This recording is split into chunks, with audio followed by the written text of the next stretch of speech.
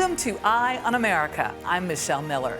Today we visit communities around the country protecting each other and Mother Nature. We travel to Texas to learn how one nonprofit is on a mission to give every American access to clean water. And to the Gulf Coast, where two Louisiana natives found a surprising use for recycled glass. But first, we journey to the Wild West, where wolf populations are on the rise. That's welcome news for conservationists, but ranchers are howling that the wolves threaten their livelihood. I traveled to Colorado to hear both sides. Every morning, the typically quiet and empty grasslands west of the Colorado Rockies are awakened by the routine sound of Don Gittleson feeding his cows. He makes a living raising cattle for grass-fed beef and sells selectively bred bulls to producers. So it's just you. Wow, 1,200 acres and you. When the cows go up there, yeah, I'm the one that puts them up there and I'm the one that gets them down off. By yourself? Yeah. In an average year, there's a lot to do to keep the ranch running. But at the end of 2021, a new challenge was piled onto his workload. So the first time I saw the male, he was up on the mountain. So that was the first sighting. When was the first kill? So that was, I think, about the 22nd of December. 7 of his cattle were killed by wolves, 4 of which he received compensation for from a government program. He's limited in what he can do to defend his herd because this particular pack is protected under the Endangered Species Act. So if I catch them in here at night, I can chase them now. I can't injure them. So I have chased them at about 3 o'clock in the morning. This is the first pack to settle into Colorado in at least 70 years. Scientists traced the female wolf from northwest Wyoming, 400 miles north of the Gittleson Ranch. These guys, they travel. Oh, they travel. They definitely travel. The pack caught the eye of Colorado University wildlife biologist Joanna Lambert, who studies wolves and coyotes across the country. She's well aware of cases like Gittleson's, where wolves take down livestock instead of natural prey. Yeah, it's a worst-case situation, a worst-case scenario, absolutely. Ranchers who are right there between those public lands and the private ones are probably the ones who are going to get hit. Yes, absolutely. But life without wolves has its own set of problems. Deer and elk populations skyrocketed after wolves were wiped out in the early 20th century. It influences all of the other aspects of that biological community that are, and it's even, has consequences for erosion in areas if there's massive overgrazing. And coyote populations have been cropping up in unexpected places. So basically, while wolf numbers were going down, coyote numbers have been going up. They are in every state except for Hawaii. They are in every major metropolitan region of the United States. They're in Manhattan. Research like Lambert's showing that returning wolves helps rebalance the ecosystem spurred a campaign that led to Colorado voters deciding to reintroduce them to the state in 2020. We can take politicians out of the picture and create a science-based plan that safely restores wolves to our ecosystems. Let's restore the howl to Colorado. The proposition passed, marking the first time a species would be introduced by ballot. A few dozen wild wolves will be captured, likely from the Yellowstone area, and released on public land in Colorado. Of course, I didn't vote for it. I thought it was a bad idea. But you're left to deal with it. Yeah, it is what it is. The pack that settled around the Gittleson's ranch are unaffiliated with the reintroduction plan. They showed up on their own. But if Gittleson has one hope, it's that the wolves that are reintroduced are not treated so preciously. So if they become a problem like here, you can handle it. They can be put down.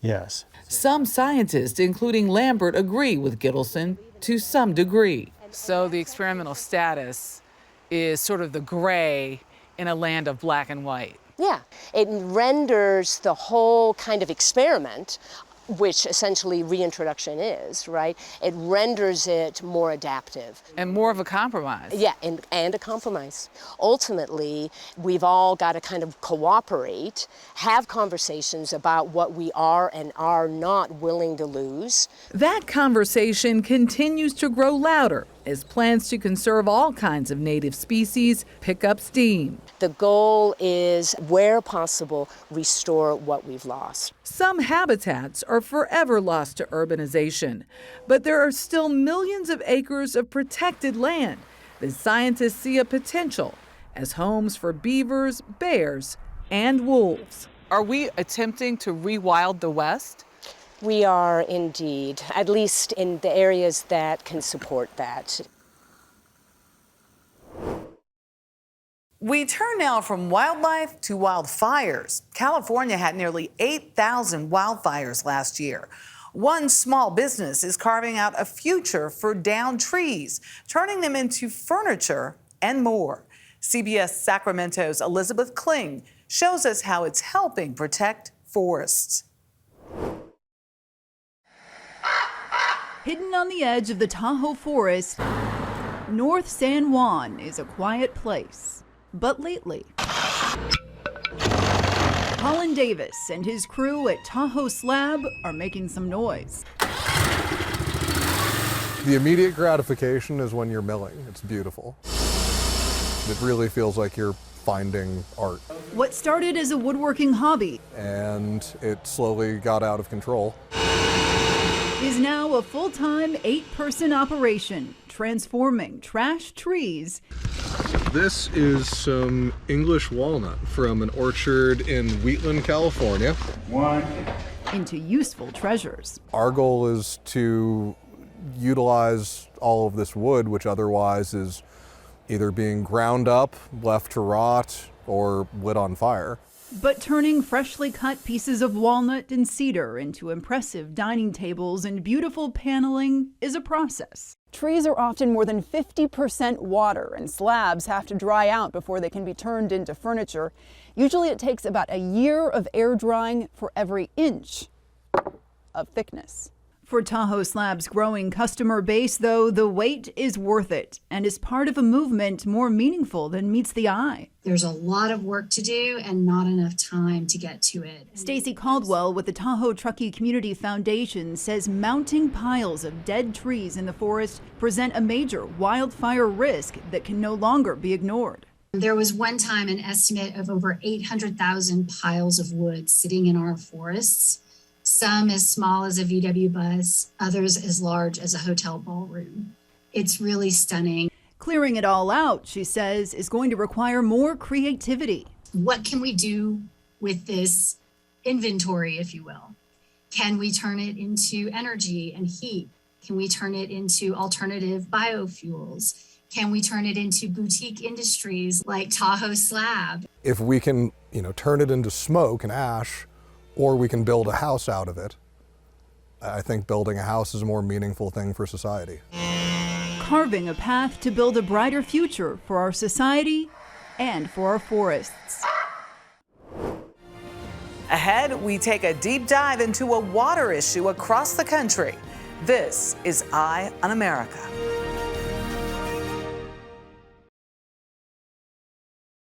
It's a natural resource many Americans take for granted, water. However, there are more than 2 million Americans living without basic access to safe drinking water and sanitation. Tom Hansen from the CBS Innovation Lab met up with this nonprofit, Dig Deep, that's helping Texas residents close the water access gap.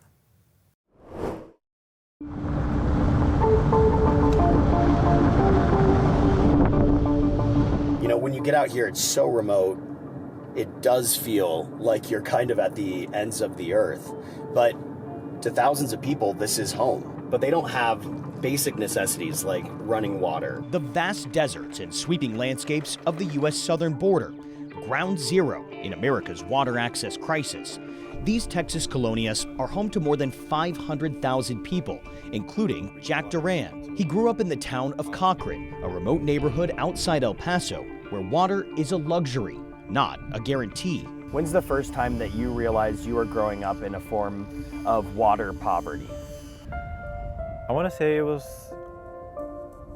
when I started going to school and I started going to my friend's house. They would be filling up even like a swimming pool, and they would have the water running. And that's when I realized, I was like, okay, like there's places that have water and there's places that don't have water.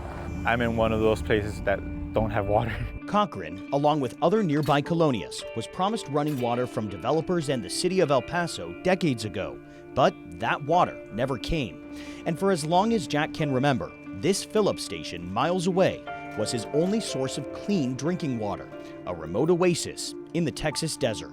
Here, the difference of a few feet can determine if a household receives water access or not. When I was about to graduate high school, that's when I was like, I don't want this. Like, it's not fair. I don't want this for my parents. Jack decided to take matters into his own hands, joining the nonprofit Dig Deep to get running water to his community. There's plenty more communities that are suffering from this, where they don't have the city water. They deserve this too. The colonias in Texas emerged during the 1960s. Drawn in by cheap land and a shot at the American dream, many low-income families set up homes along the border, and builders assured them public utilities would follow.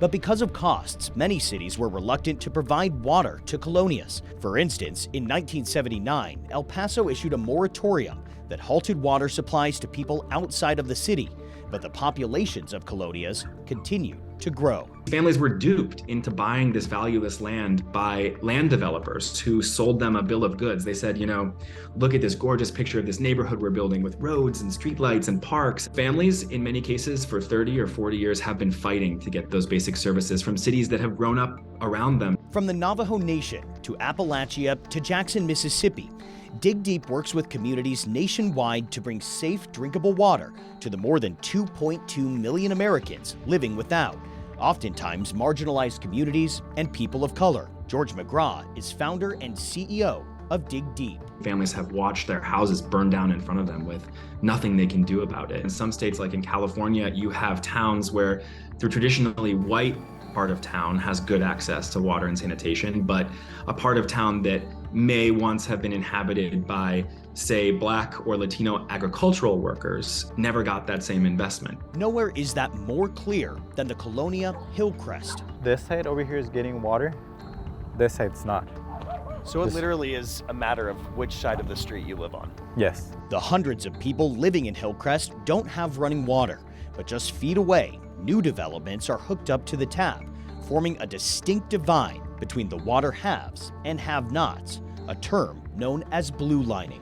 It affects every aspect of their lives. In the end, this is the federal government's responsibility to work with state governments and tribes and towns and communities to make sure that this gap gets closed for good. But for now, that responsibility is up to organizations like Dig Deep. Dig Deep says, does what they're going to do. There's going to be action behind the words. And the team came one step closer to closing the water access gap. She's lived here for over 30 years. In the very neighborhood Jack set out to bring water access to, we were introduced to longtime Cochran resident Berta Garcia, who used to rely on this tank for her water supply. In this tank, the water was bad. It would come out weak. There was no water pressure, but now I have water pressure. Now she has safe drinking water for the first time in her life. So now you have water.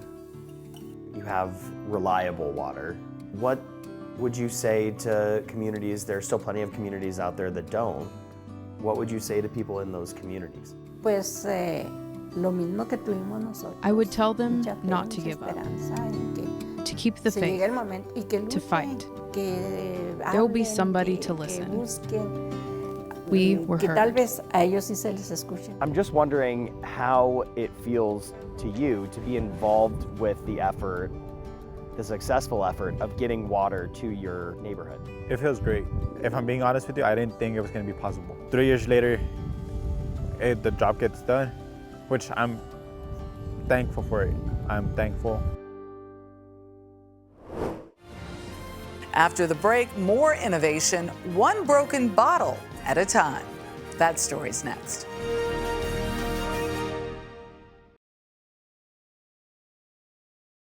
We close our show in my old stomping ground, New Orleans, to see the Glass Half Full, a nonprofit that recycles millions of pounds of glass into sand.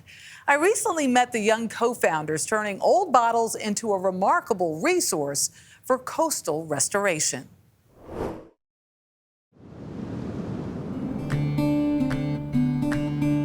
With more than 125,000 acres of shoreline, Lake Pontchartrain is one of North America's largest Gulf Coast ecosystems, fed by a delicate mix of both fresh and saltwater wetlands. As Louisianians, this is our heart and soul. That balance is what Francisca Troutman is trying to save. We rely on these wetlands, these marshes for our livelihood, but also for our protection against storms and hurricanes as they roll into the city. We rode along with her to the Big Branch Coastal Restoration Area near Bayou Lacombe. So this is it? Yeah, so this is the sand. Like I said, it's a little coarser than what we usually see in these areas. Oh boy, okay. You got it? I think so. To see how burlap bags filled with crushed glass are making a difference in the fight against coastal erosion. Is all this water that would normally meander down a bayou slowly and find its way back out into Lake Pontchartrain has now found a shortcut that is essentially going straight out at a high rate of speed into the lake. Nick Stevens is a wetland ecologist. So when the water moves this fast, we don't have any sediment deposition. There's no soils dropping out of the water and accreting new land. A vicious cycle of rushing water fueled by erosion that further blows out vegetation already weakened by land loss. Between 1932 and 2016, about 25% of Louisiana's wetlands were washed away. Troutman and a team of volunteers slowed that process by planting bulrush shoots fortified by those sacks of sand. So all of these bulrush plants are what we planted in the project. All new? Yes. So these mounds here? Yeah, all of new. this? Yeah. This was all open water. Wow. It's kind of insane to see now. It took just 9 months. We were not expecting that project to work so well so quickly. Our marshlands are like our first line of defense for storms. So as goes this particular marsh, so goes the land behind it. The North Shore. Right. It all starts inside this 40,000 square foot recycling plant in New Orleans, where mounds of bottles that would have ended up in landfills are processed into sand. This is our mixed mountain of glass. This is where we mix all the different colors that we get, so especially for our pickup clients like restaurants and bars. Troutman co-founded Glass Half Full with her partner Max Stites after a light bulb moment over a bottle of wine. It was his idea. Really? But I claim the name. It's been a wild ride, for sure. It's from, a bottle of wine to millions of bottles of wine. Launched 3 years ago on GoFundMe. The company went from a backyard operation to recycling more than 3 million pounds of glass. Step one is consumption, so it's someone, and hopefully someone enjoys it. From there, it can either be picked up by our team or dropped off at our facility. From there, it goes into our processing system, put it into a giant glass mountain. We'll come in with a front-end loader, scoop it up, put it into our processing machinery, which will start that pulverization process. From there, we refine it and sift it into various sizes, each with a different utilization or different purpose. And then from there, it's bagged, packaged, and ready to go, be deployed to something that actually benefits our community over and over again. Take me to your best friend's house. They got their message out through social media. The funny thing is, he made one on the Glass Half Full TikTok. I think it got 9.5 million views. What? But then I made one on my TikTok and got 14 million views. But anyway. I think it was one to this really dramatic music where I went I just made these faces and I put text on screen I couldn't believe my state didn't recycle glass. So now we're using it for coastal restoration. It's always the same idea that goes viral. Troutman and Stites hope to spread the message far and wide. Do you see this scaling beyond New Orleans? Absolutely. Our long-term goals in the next few years be the glass recycler for this Gulf South region, so including Mississippi and South Louisiana. That's another thing with our generation is we're seeing firsthand that climate change is not hundreds of years away or decades away. It is happening now. We see in Louisiana, most recently with Hurricane Ida, huge portions of land that are washed away. Stites says true recycling, turning old glass bottles into new ones, just hasn't worked. And the fact of the matter is, these smelting facilities to, these bottling producers, they're not that many in the US. They're extremely expensive to build. They're very, very energy intensive. And so that's why we always say, it might not be the perfect solution in everyone's eyes, but at least it's a solution in which the glass is no longer going to the landfill, but actually doing something good. Could you see Louisiana being restored to what it was 25, 50, 100 years ago?